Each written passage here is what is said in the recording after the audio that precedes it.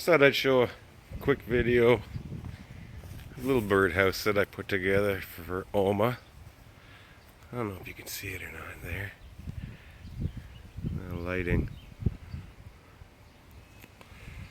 Made it out of some old rustic wood my buddy Bob gave me. I think it's some like really old barn board or something.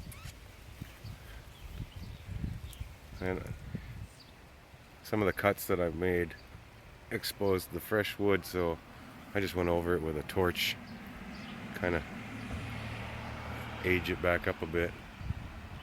But just quick and easy little bird feeder. And it's just hanging here temporarily off of this tree.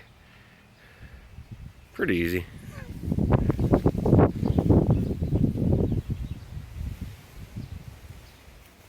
Put some drainage holes in the bottom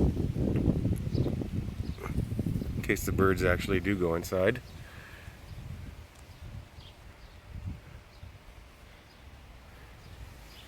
Not bad.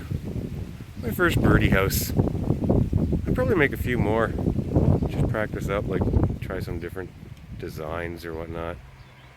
Alright, I thought I'd take a video of this and let Bob see the wood that he gave me is going to good use. That's it.